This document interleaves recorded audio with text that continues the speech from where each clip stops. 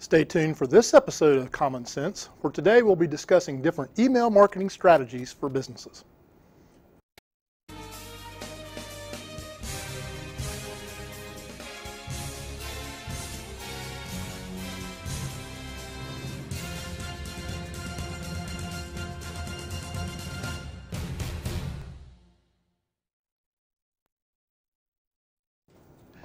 Welcome back to Common Sense, the monthly TV show here at the University of Rio Grande on cable channel 17, sponsored by Ohio Valley Bank, where we talk about different issues related to the banking industry and also to the business industry. Brian, it's good to be back on the show here this month. It seems like it was just yesterday we were here. It does. It seems to get closer every month for some reason. Maybe that's a sign that we're maybe getting a little bit older. I don't know. It could be. That's what they said. I don't believe it. I don't think it's true. I think the months are getting shorter. I agree. It is true. Well, today we're going to talk about a topic, it's become part of our lives. Mm-hmm. I mean, I don't know how many times a day I look at my email and check my email. Yep. But it's frequent. Much different than it was 25 years ago when we started around working at the university in our professional careers, but it's definitely a big change. Yeah, well, it really is, and like you said, we check that even on our phones in the office. I mean, it's a constant. You're constantly connected, and so the topic of email marketing today, throughout the day, it would be hard to count how many times we get emails, and when it first started out, it was just 3 or 4 emails a day, and now it can be hundreds, depending on how much interaction we do have with different businesses and different commerce on our phone. Mm-hmm. So, but can be a very effective tool. I know I've clicked on a lot of things through emails and made a lot of purchases. Oh, I have too. So anyway, well, let's talk a little bit more about that. Today, we're going to welcome back a familiar face here to Common Sense. We're going to have Brenna Butler from Ohio Valley Bank join us.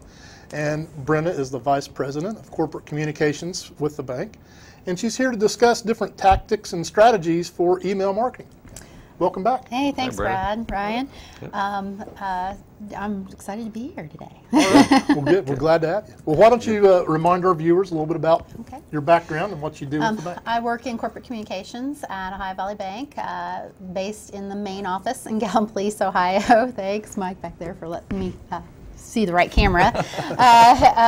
I've been last week I celebrated my 23rd anniversary at the bank. Congratulations. Been there. Thank you. I started as a college intern and they liked me, so they let me stay, and they've continued to let me stay. So I work there doing that. In our department we work with media relations, internet and mobile banking development, and some public relations and financial literacy mixed in there too. So I'm glad to come and talk to you guys today about a little bit about email marketing. Good. I grew up here. I actually am a graduate of the University of Rio Grande and hold a bachelor's degree right from here on campus. And my family lives in Crown City, Ohio. We have a big family farm, and I got 2 teenage sons who would be super embarrassed to see their mom on TV today. So should be a fun time for all. That's right. Absolutely. Well, you mentioned email marketing, and I know that's primarily what we're going to talk about today, and it really can be a cheap form of promoting your business. Yes. Or inexpensive way to get your message out to other folks, but before you can get started, there are some basic rules that you have to follow. There certainly are, and CAN Spam is kind of the leader in that. The CAN Spam Act of 2003 has some very distinct rules that everybody who sends promotional messages by email, what would be defined as commercial email, should abide by, so that you're not labeled a spammer. First, I want to remind everyone that I am not a lawyer, but I'll try to kind of walk you through this act a little bit. Some very basics of that is that it not only includes consumers, emailing to consumers, but also business to business. So that's important for us to remember. A lot of the regulation that you see in the marketing side really protects just the consumer, but this one is across the board. And I was interested to find out. I didn't even know what CAN Spam stood for. I've heard it for years, had to abide by it for years, but I looked it up and it was controlling the assault of non-solicited pornography and marketing. Wow. So it's kind of funny that they would link that all together, but of course, a lot of times when we get spam, it is a lot of times one and also the other. So kind of funny, a little tidbit there. But just use common sense, no false or misleading subject lines or information within the text. You do need to identify advertisements as ads. You need to include your postal address, your physical address on the email. Most companies abide by that by putting that address at the very bottom of their email. And you have to give the recipient a way to opt out of receiving future emails from you. So it's kind of the highlights of what the CAN-SPAM Act requires of you.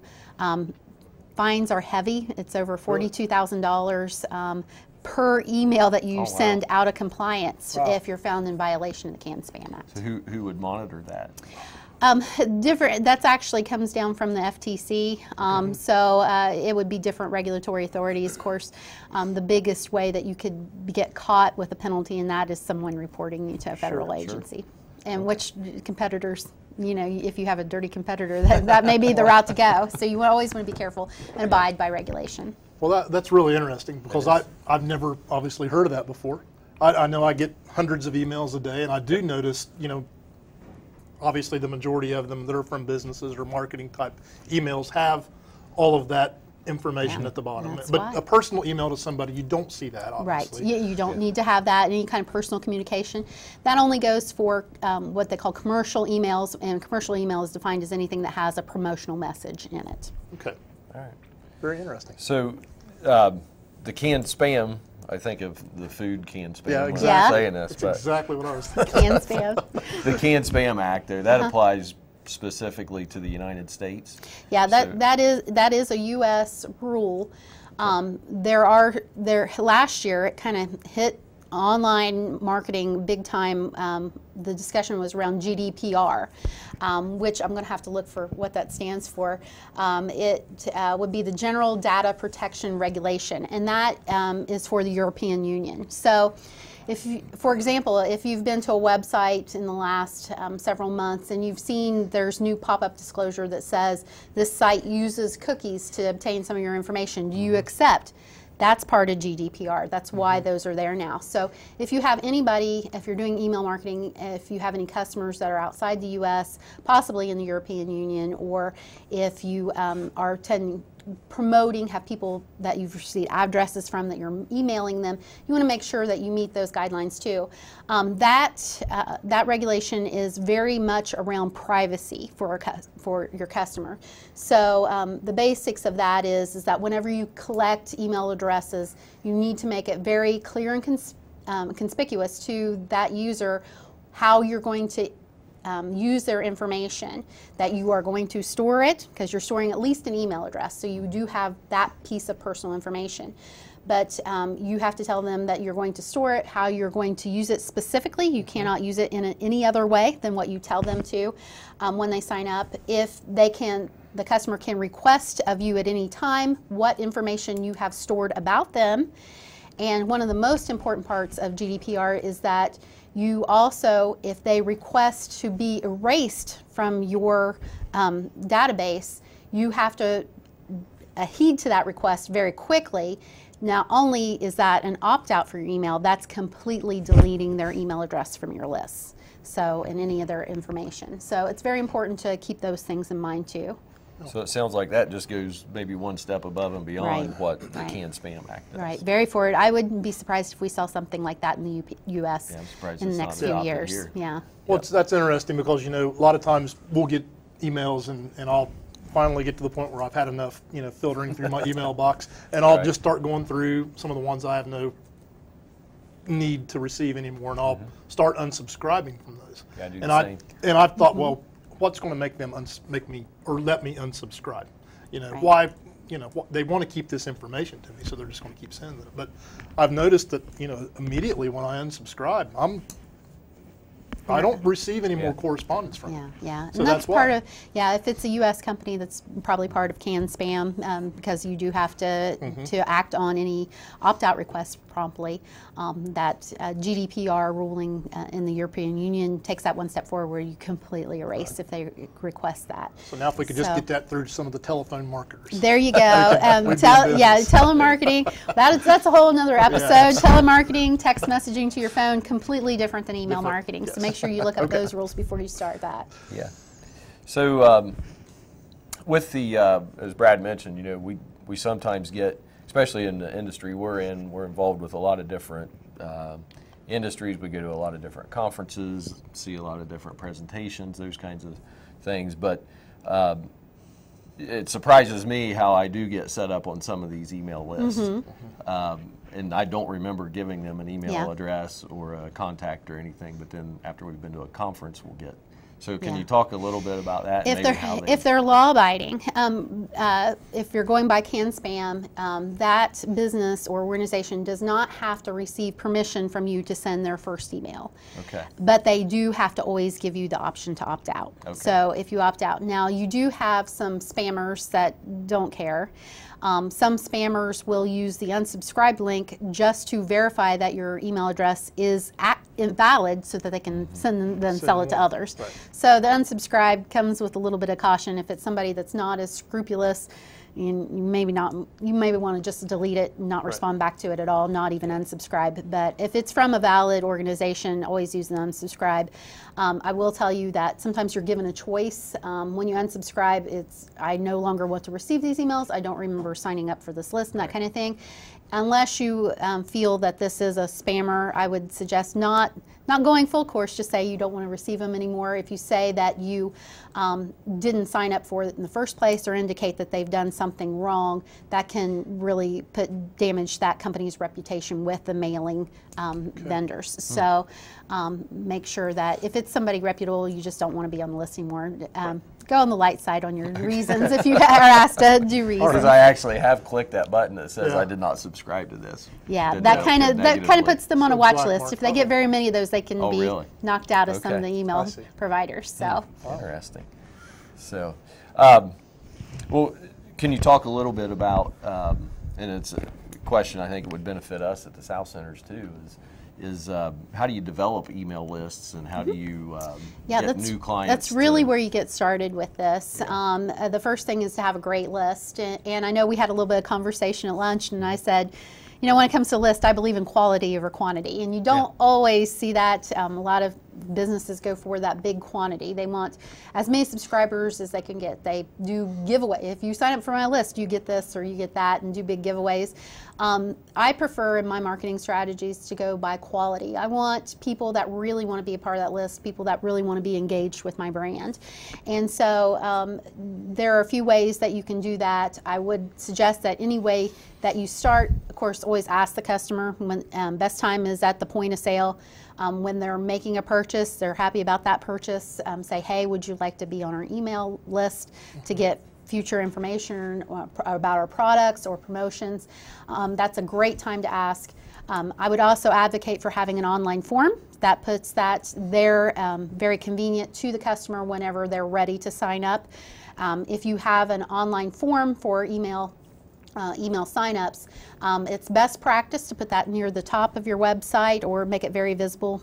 Some folks do a pop-up. Some folks think that's kind of annoying. I'm kind of on the annoying side. I don't like to see that as a pop-up. But put it near the top of your web page so it's very visible to customers when they're looking for it. Make sure when you have that list, another best practice is that when you have an online sign-up form or any kind of sign-up, make it as easy as you can to the customer. Some people ask for tons of information. You need an email address to deliver it. Just ask for the email address. It makes it quick and easy, and people are more likely to sign up. Okay. Yep. So, so you've developed a list, and then you've obviously got a message that you want to get out to the folks. Yes. So you have the first sign up. So then, what's the next step after having? So you automatically want to put them in your email list, and maybe you're thinking of a few emails that you're going to send in the next months. What a lot of people don't do, and I'm surprised they don't do this, but is becoming more and more popular, is to have a set of onboarding emails. And I've seen this be very effective in email marketing. And the idea is that when they first sign up, if you have a bulk email provider like a Constant Contact or a MailChimp or MadMimi, I think those are about the top 3. If you have one of those email vendors, they a lot of times have an available welcome message that you can set to auto-respond to any new signups. Use that. That's a great tool to help them get to know your brand and remind them, hey, you're the one that wanted us. You signed up with us. So it's kind of a reminder that that wasn't something I just spammy got. I actually signed up for that. So use that welcome email. I'd also suggest following up in that email and saying, offering something of value right from the start. That helps get your email subscribers engaged right away. So maybe if you're selling widgets in a store, maybe you give them a coupon that if they come into the store, they can redeem. Just something of value, and maybe it's something offline. Maybe it's an article on tips to open your next business or something like that. It doesn't have to be something wholly tangible. It can be something online that you're giving away, but something of value. In that welcome email, tease that and say, hey, you're going to get another email from me in a week that's going to have this great gift that I've got for you. So be on the lookout for it.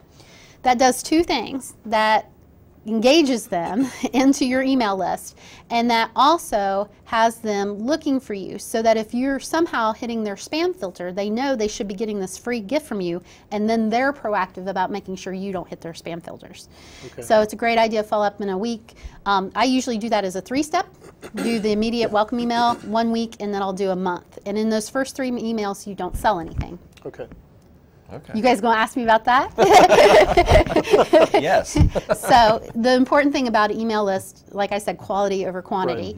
The first 3 times you want to build that relationship. You don't want to be creepy. Don't be creepy. You don't want it to be pushy. You want to build that relationship. You want them to get to know your business. So you use those first 3 emails to really build your brand, let them get to know you, and personalize. And after that, you know, you can have somebody loyal that you can promote to. Nobody wants to be sold to, and a business that is trying to constantly push advertising that's not the strategy in this day and age. You need to build that relationship with that customer, be honest and transparent in your communications, and then you'll have a loyal customer. Yeah, and I think you said something earlier in, I think, step 1 is, and I've received those emails from companies that that I agreed to receive emails from, but it's the welcome, and then please use this 10% off or whatever at your next purchase. So great way to get lead in and lead in and keeping people engaged. That great sentiment right off from the start. You're like, oh, I did a good thing by signing up for this mailing list. Well, I think that confirmation is important too, because we've been conditioned to look for something. And as soon as we submit our information for an email list or whatever it is, we should be getting something back right away. Not the next day or whatever, but just kind of an instantaneous. And even if, like the example that I mentioned, that if they're in the store and they say sign up on the list, go ahead and put their name in the database right then, so that that generates that welcome email, so they have it as soon as they get home, or as soon as they walk out the door, they can see it on their phone. And you also mentioned too the use of using providers to like MailChimp and what were a couple of the others? Constant Contact is a very popular one that I've seen. MadMimi. I've used both Constant Contact and MailChimp over my years, and both of them are really good. So that's something that can make your job as the marketer much easier. Oh yeah, and when it comes to CAN spam rules and even the GDPR rules, both of those vendors automatically have built into their systems safeguards to make sure you follow those. So. Oh, wow. Good. Okay. So that kind of leads into my next question is talking about spam. How do you avoid the spam filters and not going into the junk Well, emails? like I said, you do that secondary onboarding email to kind of say, watch out for this, and hopefully maybe they will be looking out for that. You also want to, when you ask them to sign up, tell them, hey, my emails are going to come from Brenna Butler at ovbc.com. So make sure you have me added as a contact in your email so that it doesn't hit your spam folder. Because if they really want to sign up, they really want to get your emails, so help them do that. Right. And by adding you as a contact, adding the address that those emails are going to be coming from as a contact will allow them to bypass that spam filter. Okay, good. There's a few things that you can also do in your content as far as sometimes if there's too many images, an email provider may mark that as possible spam. Okay. So you want to watch how many images, how large your images are. You want to watch even verbiage within there. You know, we've all gotten spam emails before, so you know what you're looking for when you zip down through your inbox. Try to anything kind of cheesy promotional message, you know, you want to kind of stay away from. Some of those large email, the bulk email providers like the MailChimp or Constant Contact we talked about, some of them will have kind of a test that you can run against your email, and it'll tell you how likely it is to be caught by a spam filter. Okay. That's interesting you say that, because I've noticed just recently, maybe within the last couple months, that in my junk folders at work, you know, I'll get emails that might have a lot of images or something that aren't spam, but they just went to the junk folder because, or were transferred into the junk folder, and now I know why. I mean, they were legit emails. That may be why. Because of the content or how it was, how it came through. Yep. So, absolutely. Okay. So, if we back up just a little bit and say we have clients watching today or small businesses that might be interested in starting an email campaign, is there but they're just not sure that that's how they want to approach it. Is there a way that they can send out test emails? Absolutely, and it's important to remember that whoever's on your email list going to get these emails, it's important to remember that they're going to be looking at them on different devices. We use so many devices today. I know I've got at home, we've got an iPad, we've got a laptop, we've got phones, you know, there's a lot of different ways that email is going to come in. Sometimes it'll come into an Outlook program. Sometimes it'll be Gmail or Yahoo Mail. So it's hard to tell how that end user is going to see your email. So ways to test, of course, if you use a bulk email provider, a lot of them do have like a test that you can send a test as part of that process. You could also just do an email list of one. Just put yourself on your own email, do a separate email list, just yourself or a couple other folks, and shoot off that email to that group ahead of time. Some bulk email providers also offer A/B testing that'll allow you to test two different versions of the message so you can see which is going to be most effective and send to a test group. So it is just like any kind of advertising that you do, it's imperative to kind of put those through the ringer, do a little bit of a testing to see how effective you're going to be before you pull the trigger. Right. Yep. So some of your messages that you send are like whether it's on an iPad or your phone or computer, obviously, is it like a lot of websites that it's kind of displayed differently when that comes through? And that all comes down to what you're using to create those emails. Most people anymore, the majority of people we know from studies access their email by phone. Right.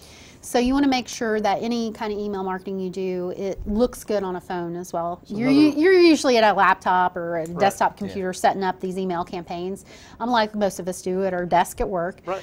So you can't forget that this needs to be visible on a phone. So you want to make sure you send a test to a phone. You want to make sure either stay away from multi-column e-newsletters or use a template that's mobile responsive. Right. Look for that word responsive because that means that will kind of reconfigure when it's displayed on different devices. Okay. Yep. This is all good stuff. I've learned a lot so far. But I guess a question I would have is you've gone through all the process and you've sent everything out, and then how are there ways you can track or ways that you can determine if you're... The best tracking, I think, there's a couple of things. If you do use one of those bulk email providers, they'll give you opens and click rates. Personally, there's a little bit of discrepancy across the industry, but personally, I shoot for an 18% open rate and a 3% click-through rate. That's kind of my sweet spot. I like to see. It does vary some by industry, so don't, I use that for banking. So if you're doing something different, kind of, you might take a look at, and change that a little bit and look and see if there are any statistics in your industry. But that's kind of what I gear to first. Secondly, you can always track your links. You do want to have multiple links in your email. Give the buyer multiple chances to buy, or multiple chances to learn more about your organization. So with those links, it's important, just don't put that page link in there. You can add tracking code pretty easily anymore. There's a couple ways to do that. One of the easiest ways to do that is to go out to one of these link shortener services. So like a bit.ly.com, you guys might be familiar with, it's about the most popular one. You can put in your full URL and they'll actually shorten it for you, and that makes it a little bit easier. You don't have a three-line link in your email, but it'll shorten it. But not only will it shorten it, but within bit.ly.com, it'll keep track of how many people hit that specific link. Okay. So if you have a page of your website you're sending people to buy, maybe it's getting its own traffic on its own without your email marketing. But if you look at the shortened link that you created in Bitly, you can see exactly how many came from that email. From the email. Okay. Some of those bulk email providers will track those links for you too. Some of them will even tie in, if you have an online store, they'll tie in with your online store so you can actually see who clicked through that email and converted to a real sale. So make sure you see what kind of resources are out there for your business. Okay. All right. And then I know we're running short on time, but one last question I've got is when we talk about marketing, you always talk about customer segmentation or what separates the markets or the different customers, and how can you apply that to email marketing? That's a really good point in email marketing, is that with the technology we have today, you can really personalize these emails, and you should. Email marketing should not be a blast out to a general audience. You shouldn't use the word subscriber in your email. You don't, with email, the most effective email marketing is done when the email looks like it's coming from you as the business representative to that person. You're talking to them like they're a friend. Yeah. And so segmentation can help you do that to some extent, because by segmenting, you're dividing part of your user group, part of that email list out by different criteria. So a lot of the major bulk email providers provide that segmentation. It's also something that you can do pretty easily manually, just create separate lists for that. And as much as you can segment, it makes it a good thing. You can personalize those emails all the more. Okay. Well, that's some wonderful information. It is good. And one thing we really didn't even talk about or compare to is, the alternative is sending out mail. Right. At 50 cents per piece now. Absolutely. And where we can send emails for. Some of those services I talked for, the bottom level would be $25 or $35 a month. So, right. Yeah. For thousands of emails. Yes. So the cost savings for businesses is just the time doing unrealistic. And the time doing it. Yeah, absolutely. So, yeah. I remember stuffing envelopes at one time on my emails. Something else. Yep. Well, and with email marketing, it's so much better because you're opening that conversation. One of the best parts of email marketing is that you ask your recipients to respond back to you, and you start that conversation. Whereas if they get a direct mail piece in the mail, there's not that instant communication back. There's no instant communication. Yep. All right. Well, Brenna, thank you so much for joining us today and sharing this information with us, and we look forward to having you back on the show again sometime. Thank you. All right. So for Common Sense, I'm Brad Babst. I'm Ryan Mapes. And we'll see you next time.